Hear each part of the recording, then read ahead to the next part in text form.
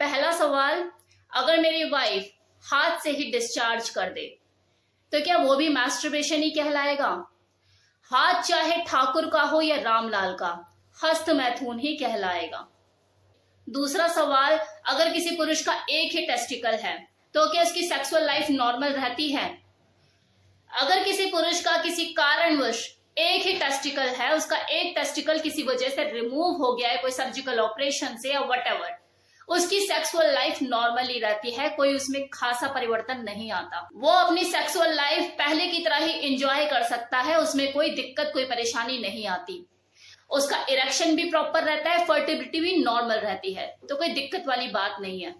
अब अगला सवाल, मैम जो पुरुष के पीनस का जो ऊपरी हिस्सा होता है, जो त्वचा होती है जिसे फोरस्किन कहते हैं, उसके बारे में जानकारी दीजिए कि उसे रिमूव क्यों किया जाता है, उसे काटा क्यों जाता है।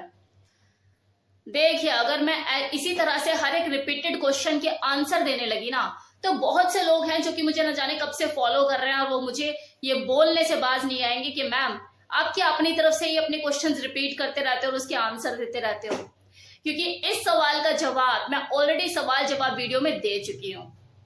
आप सर्च करोगे जाके तो प्रकट हो जाएंगी वो वीडियो। सिर्फ फोरस्किन से रिलेटेड ही नहीं, न जाने कितने ऐसे सवाल है जो मुझसे बार बार पूछे जाते हैं, रिपीटेड क्वेश्चन होते हैं, उनके आंसर मैं ऑलरेडी सवाल जवाब वीडियो में दे चुकी हूँ पहले। तो जाकर पहले वो सारे एपिसोड देखिए, आपको अपने आंसर उन्हीं में मिल जाएंगे। अब किसी ने एक सवाल किया है कि मैम मुझे सेक्स और वुमेन अट्रैक्शन से मुक्ति दिला दीजिए, तो सबसे पहले तो आप रिया मल्होत्रा की वीडियोस देखना बंद कीजिए, ब्रह्मचर्य का पालन कीजिए, साधु बन जाइए, हिमालय चले जाइए, सात्विक भोजन कीजिए, बस यही एक सॉल्यूशन है। अगला सवाल, मैम डिलेड इजैकुलेशन के ऊपर वीडियो बनाइए, बनी हुई है, जाके सर्च कीजिए डिलेड इजैकुलेशन। अब एक अगला सवाल जो कि मुझसे किसी ने किया है और जो कि बहुत इंपॉर्टेंट भी है कि मैम सेक्स करने के बाद क्या किसी लड़की को रिग्रेट की फीलिंग आती है?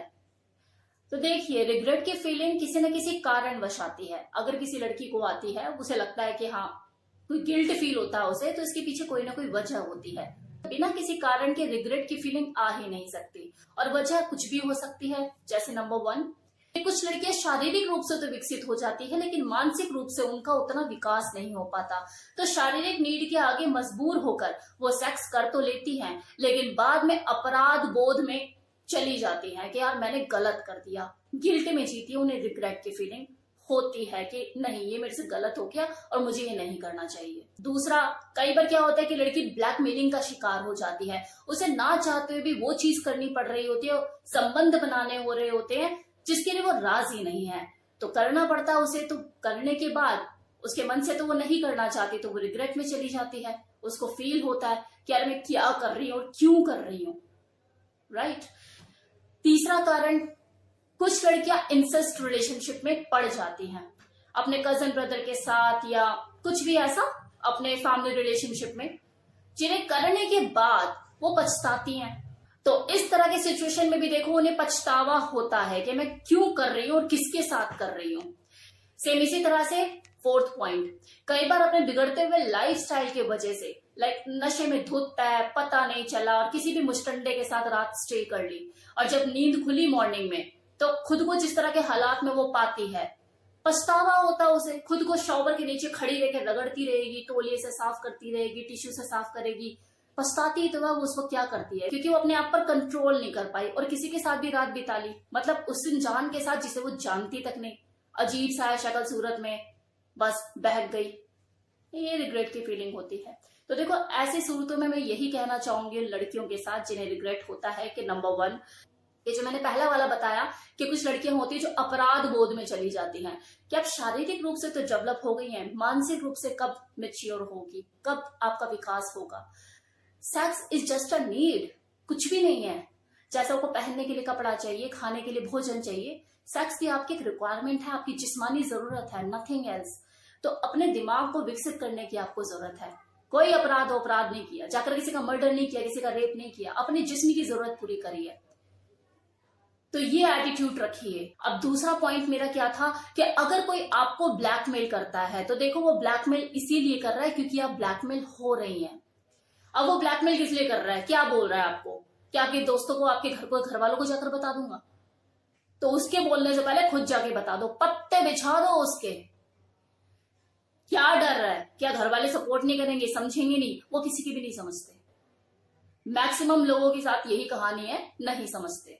लेकिन अब वो समझे या ना समझे, आप अच्छे हो या नहीं हो, जिंदगी भर गालियां तो उन्हें वैसे भी देनी है।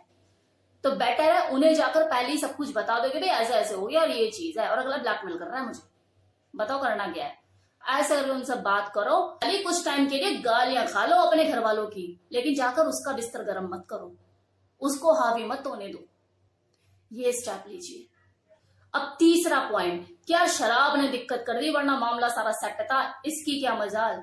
तो क्यों ढीली पड़ जाती हो किसी के सामने? अगर शराब की वजह से दिक्कत है तो लात मारो शराब को। वैसे भी ये शराब पीकर आपको कोई विटामिन तो मिल नहीं रहा है, ऐसी कोई खुराक तो आपको मिल नहीं रही है जो आपको हेल्दी फिट बना रही है। लेकिन हाँ, शराब पीने के बाद ये जो आप कांड कर रही हैं, उससे आपकी बॉडी का विटामिन जरूर निकल रहा है। तो ये पछतावा ही क्यों? खत्म करो ना कहानी।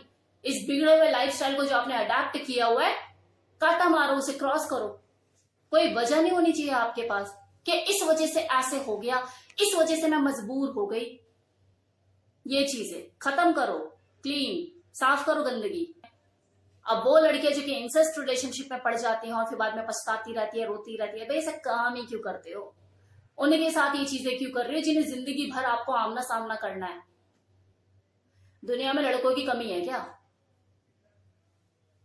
तो ये चीजें ऐसी करनी ही क्यों कि आपको जिंदगी में कभी पछतावा हो। अब एक लास्ट सवाल, किसी ने मुझे अलग अलग आईडी से 3 क्वेश्चंस किए हैं और तीनों ही चलिए क्वेश्चंस बताती हूं। पहला, मैम आप आदमी बन जाइए, ट्रांसजेंडर बन जाइए। मैम आप पुरुष हो क्या जो इतना कुछ आपको आदमी के बारे में पता होता है? तीसरा, मैम आप पिछले जन्म में क्या कोई पुरुष थे? ऐसा लगता है कि आप पिछले जन्म में पुरुष थे। मैं इस जन्म में भी पुरुष ही हूं, बस जो शरीर है ना ये लड़की वाला मिला हुआ है। देखिए, आत्मा का कोई रंग रूप नहीं होता है। अगर आपकी आत्मा जो है वो मर्द वाली है तो भले ही आपको जो शरीर है वो लड़की वाला मिला हो, लेकिन आप काम हमेशा आत्मा के हिसाब से ही करोगे। जो आपकी नेचर है, जो आपके अंदर चीजें हैं, वो आपके ऊपर हमेशा हावी रहेगी। आपके शरीर का उसमें कोई रोल नहीं है। ये तो हाँ ठीक है, लड़की है तो बूब्स मिल गए, बच्चा भी पैदा करेगी, वो जो फिजिकल वर्क होना वो होगा, लेकिन आप एक्चुअल में काम अपनी आत्मा के हिसाब से ही करोगे। जो आपकी सॉल है, जो आपकी नेचर है, जो आपका व्यक्तित्व है, जिससे आपकी पर्सनालिटी निकलकर सामने आती है। शरीर जो है वो तो एक भारी चोला है, एक रूप है जिससे आपको पहचान मिलती है, जिससे आपको जाना जाता है कि हाँ इसके बूब्स है तो ये लड़की है, ये आगे से सपाट है, बूब्स नहीं है तो ये आदमी है। और इसी फिजिकल अपीयरेंस में धोखा खा के हम लोग अपने बच्चों के रिश्ते ढूंढने निकल जाते हैं कि हमारे है लड़की है इसके लिए लड़का दिखाओ, और हमारे जो लड़का है इसके लिए लड़की दिखाओ। एक्चुअल में हम शारीरिक रूप से मेल जोल बना रहे होते हैं, अंदर से वो क्या है वहां तक तो पहुंच ही नहीं पाते। इसलिए फिर बाद में कंपैटिबिलिटी इश्यू आते हैं। शादी के बाद कहानी बहुत लेट समझ आती है। हम दुनिया को समझना शुरू कर देते हैं, यार आप ऐसे दिखते हो, आप ऐसे दिखते हो, आप ऐसे लगते हो और आप ऐसे लगते हो। एक बार खुद को टटोलो, खुद को समझो कि आप कैसे लगते हो। आपने कभी खुद को एक्सप्लोर किया है? मुझे 22 साल लग गए खुद को समझने में। अगर मैंने खुद को आज से 15 साल पहले समझ लिया होता, मैं शादी नहीं करती, बिकॉज मैं मैरिज मटेरियल हूं ही नहीं। तो बेटर है कि मुझको समझने की बजाय आप खुद को समझना शुरू कीजिए। क्या आप खुद को अच्छे से एक्सप्लोर कर पाए हो? आप खुद को जान पाए हो? आपकी चाहत क्या चाहिए, क्या छूट गया लाइफ में, क्या पाना है? आप खुद में एक्चुअल में कौन से प्राणी हैं? क्या चाहिए आपको जिंदगी से, या नहीं भी चाहिए, या बस सेक्स चाहिए? चाहिए क्या? अब रह गई बात जिसने मुझे ये बोला है कि आप आदमी क्यों नहीं बन जाते, ट्रांसजेंडर बन जाइए। क्यों बन जाऊं भाई? मैं खुश हूं अपने इस व्यक्तित्व से, अपनी इस पर्सनालिटी से। मुझे शरीर लड़कियों वाला मिला लेकिन दिमाग आदमी वाला मिला। I love this combination. मुझे ऐसा बिल्कुल भी प्रतीत नहीं होता कि मैं कैदी हूं। ट्रांसजेंडर वही बनता है जिसे कैदी जैसा फील होता है, जिसे ऐसा लगता है कि यार मैं कैसी जिंदगी जी रहा हूं या जी रही हूं। मैं एक लड़की के शरीर में एक आदमी हूं, तो मैं क्यों ना आदमी बन जाऊं। लेकिन मुझे ऐसा कभी फील होता ही नहीं है। I am happy with my self. मुझे पसंद है ये कॉम्बिनेशन कि शरीर लड़की वाला दिमाग लड़कों वाला। मैं एंजॉय करती हूँ इस कॉम्बिनेशन को। तो नहीं चाहिए मुझे हथियार, मैं बिना हथियार के ही काफी हूं।